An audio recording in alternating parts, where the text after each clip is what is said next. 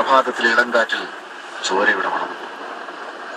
ഈ അന്തരീക്ഷത്തിൽ നിന്നുകൊണ്ട് പ്രിയദർശന ഒരു തമാശ ചിത്രം എടുക്കാനാവും.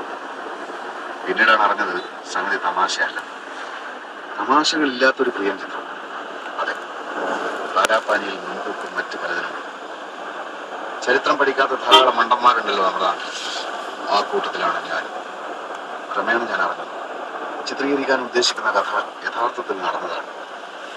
19ാം നൂറ്റാണ്ടിന്റെ ആരംഭം തൊട്ട് ഇന്ത്യക്ക് സ്വാതന്ത്ര്യം കിട്ടുന്നത് വരെയുള്ള കാലം. ധരിക്കവേ അടിക്കല്ലേ അത്